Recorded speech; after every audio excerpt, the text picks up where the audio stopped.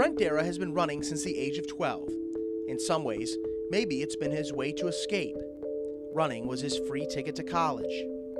Recruited out of Anthony Wayne High School, Brent was very successful from the time he stepped on campus at BGSU, but he's had to fight inner demons most of his life. How much happier are you now? How much different is your life today as opposed to a couple years ago, you think? Oh, dramatically. Like, I'm so much happier, I can't believe it. You know, like I said, there were so many times that I wanted to just give up. I just wanted to quit. You know, I wanted to commit suicide on a number of occasions just because I just felt like I would never get to the happy place. But I'm in a way better place now. I feel great about myself every day I get up. You know, there's always times where I feel like, all right, you know, I'm not feeling my best today, but there's other days where I feel like, dude, I'm on top of the world. Like, I look in the mirror and I'm like, nice, man. Like, I look great today. Like, I feel great about myself today, you know? Definitely a better place. The struggle started back in high school, but carried over to college. He doesn't talk about his past. He doesn't reference his old name. He is Brent, but he was recruited as a member of the women's cross-country team. When did you realize that you weren't as happy as you needed to be, you think? Definitely, I would say junior year of high school. I really started to have some serious issues with myself. I never really liked going through puberty anyways. That was always a hard thing for me to do. The first time I ever had to wear a bra, I cried. I was like, this is terrible. I hate everything about this. Then of course, you know, I got periods and stuff, and I was like, I didn't sign up for this. Like, there was just a lot of like hate about it. But you know, I was like, at the time, there's nothing I can do about it, you know. So I just kind of lived with it, whatever, just went with it. But yeah, definitely in my later years of high school, I felt like there was a lot of struggle with myself. You know, I came out as a lesbian in my sophomore year of high school because I figured, okay, so like must be the problem then. This is what I'm feeling internally, you know. This is why I have these problems. But I felt like that still wasn't quite right for me. You know, I was like, it solved like part of the problem. It helped me feel a little bit better about myself, but I still felt like there were some things that are a little deeper that didn't make me feel quite right. But yeah. It wasn't until he got to Bowling Green that he realized what was missing. He changed his image, began wearing men's clothing, and cut his hair. But something was still off. That's when he had his first conversation with cross-country coach Lou Snelling.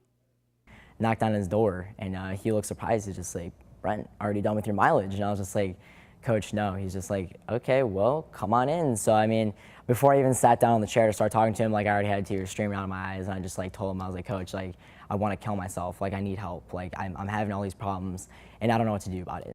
Shortly after, Brent told his coach that he was transgender. He was born a female, but in his heart knew he was a male. The tough conversation was over. It was March of 2014, his freshman year of college, and the idea of transitioning to become a male was a reality.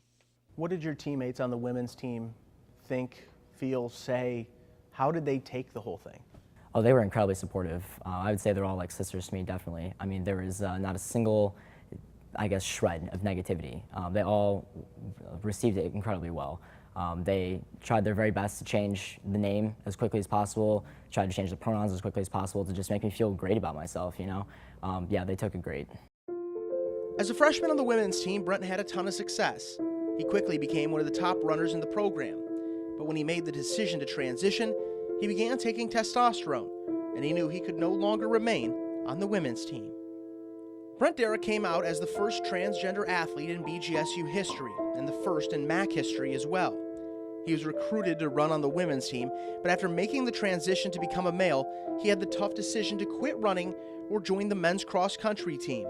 Coach Lou Snelling let him join the men's team, no questions asked. It's been an interesting process, and you know, you have this person that just wants to be happy and wants to be themselves, and it's been a big transformation, and I think a piece of that definitely is just that happiness, so that's been nice to see.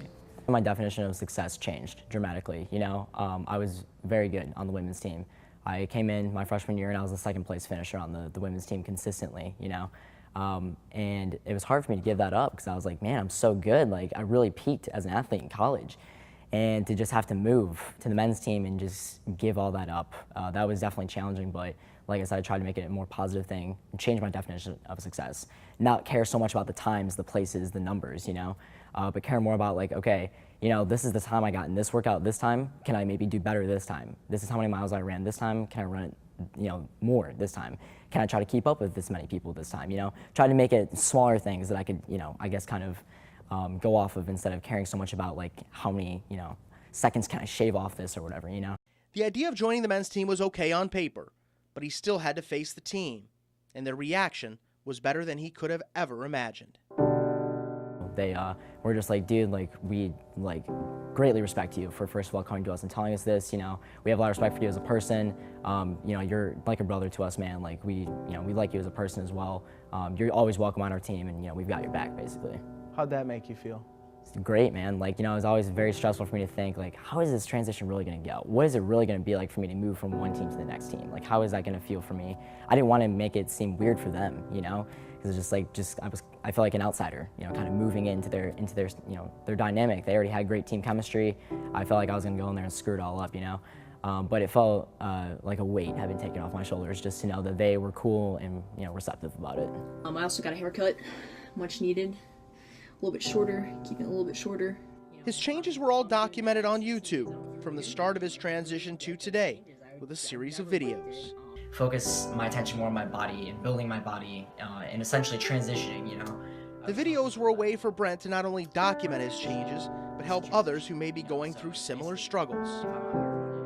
I care mostly about, can I help other people? Because there were a lot of times in my transition, I needed help. There was no one else that I could go to. If you're the first to do something, who can you go for to help? For help, you can't. There's nobody. You have yourself, and that's why I feel like if there's someone else that's going to be in the same position, I want to be able to help them because I don't want anybody to have to suffer the same way that I did when I was trying to figure out my life and my transition.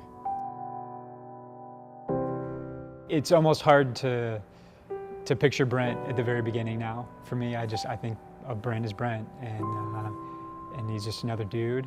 And fairly happy guy at this point. And there was points in the process where that wasn't the case. There were some real challenges, and he had some really tough moments. And but yeah, now I think we're more on the other side of this thing, which is